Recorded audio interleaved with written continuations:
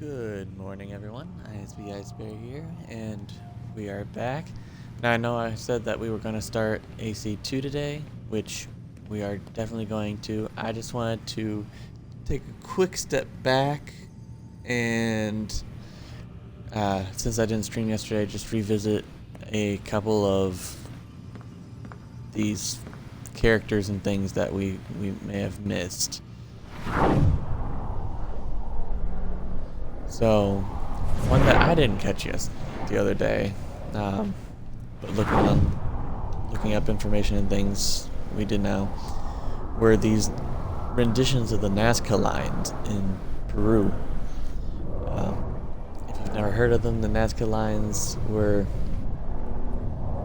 created a long time ago. They are these shapes of animals. You know, here we have the spider, the bird, and the monkey.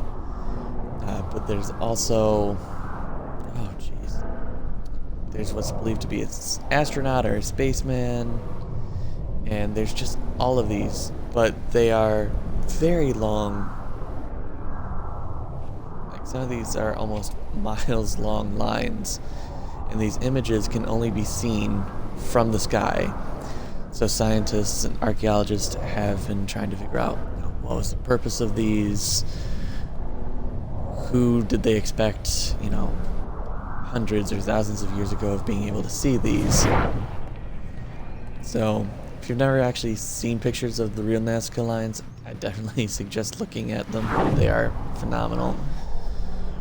And then we've got this barcode, which we were right in talking about the other day when we said that the 12/21/2012 was reported into the world based on the end of the Mayan calendar.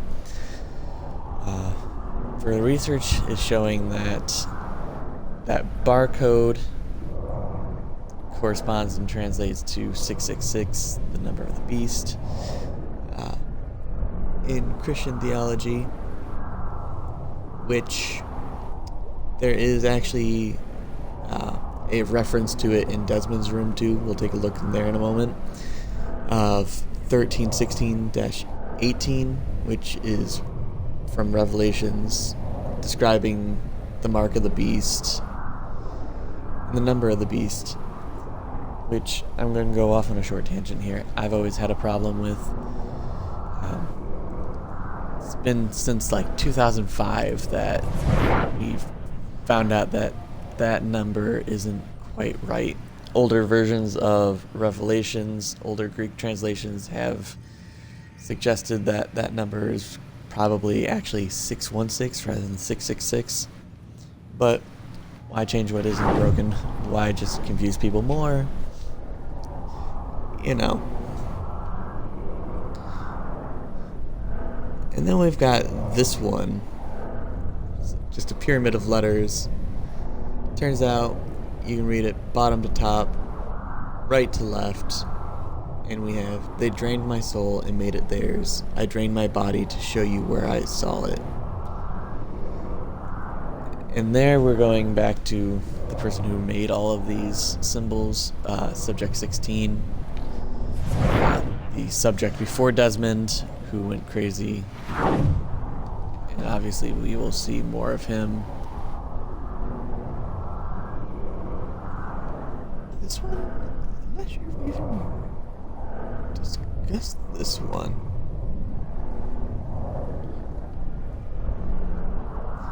Oh, actually this is most likely Mountains Ruins. They're thinking this is most likely Machu Picchu, so that could be another site of a piece of Eden, which is pretty cool. Up there, I don't feel like walking all the way up there. We have Borromean rings.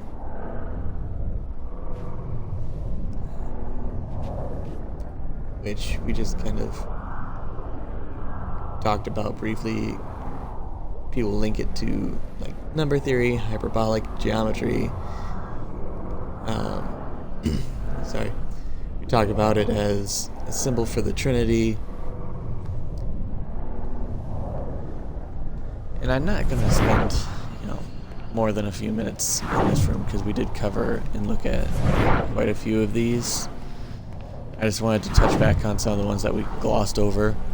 Here's a step pyramid. It's common in Mayan culture and the earlier Egyptian pyramids, like at Saqqara.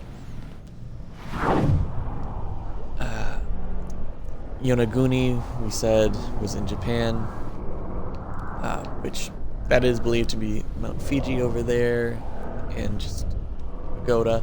But Yonaguni is a Japanese island, and underneath it, there is a large, what appears to be man-made structure.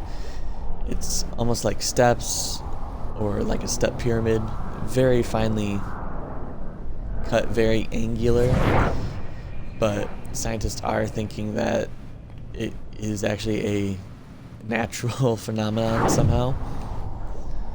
Then we have a pentagram. Most of us are familiar with that and what it implicates. One thing that people have pointed out in this game is that the point of this is actually pointing to where Desmond's head typically is, to kind of represent the quote-unquote evil that's going on in the heads of these subjects or during these experiments.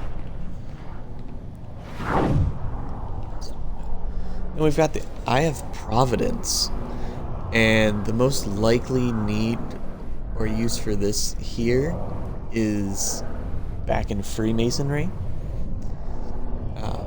It's used to represent the all-seeing eye of God, and it's a reminder that humanity's thoughts and deeds are always observed by God.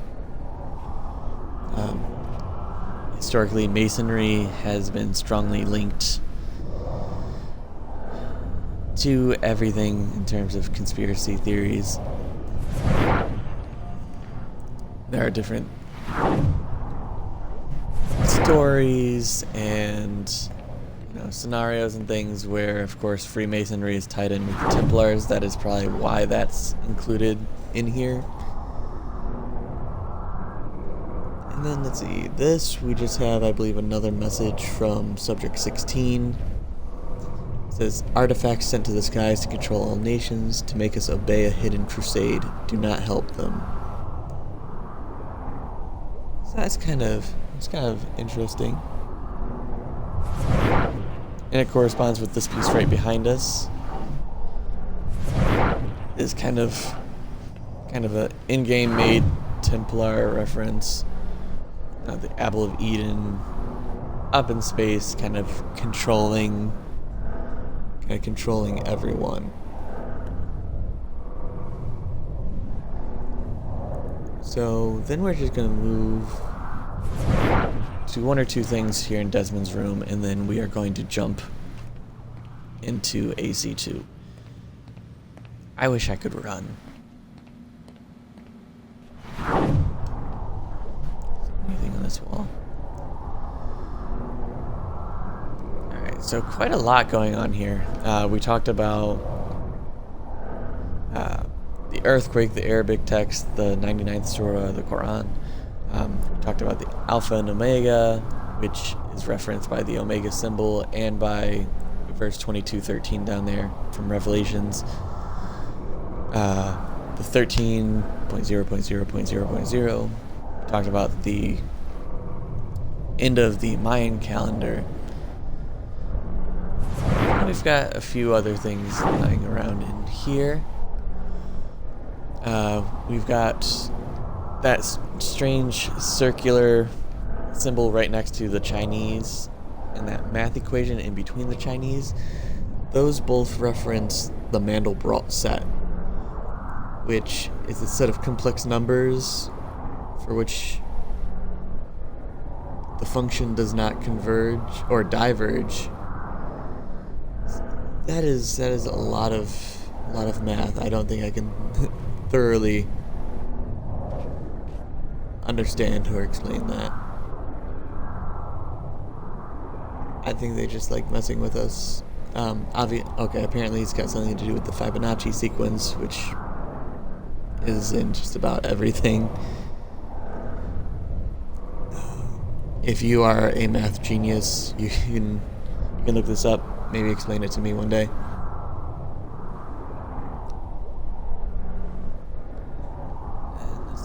but that is the equation for the Mandelbrot, and that is a representation of the Mandelbrot equation. We've got, get my thoughts together here. I know where's that Hebrew? Okay, so we've got that Hebrew right above that strange winged shape thing, which we will also talk about. It's Hebrew for Olam Haba, or the world to come, and that's just the concept of the arrival of the Messiah in Judaism.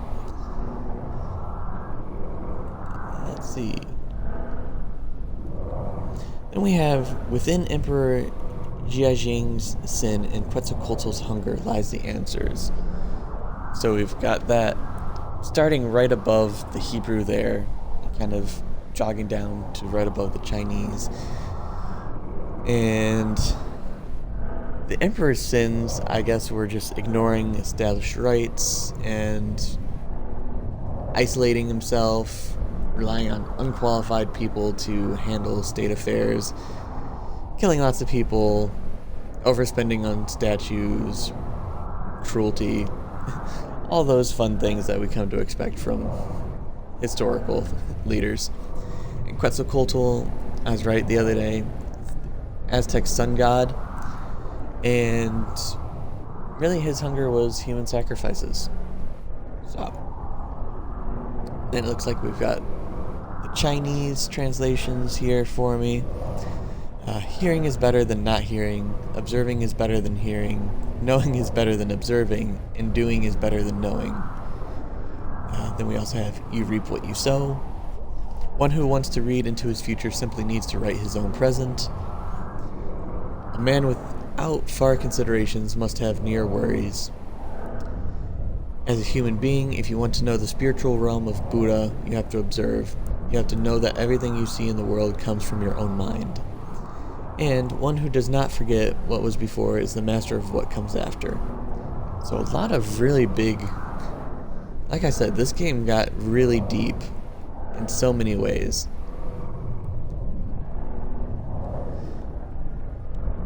And then the weird wing thing, it's what is the Lorenz system, or the Lorenz attractor. It's chaotic solutions to the Lorenz system. And I guess it is kind of the mathematical representation of, apparently, the butterfly effect. Oh, jeez. I don't want to hear myself while I'm talking. That was loud. Alright, so that is all of these fun things explained. I just wanted to go back and recap a lot of these. So, with that, now that we've understood all of everything there, give me just one moment and we are going to jump right over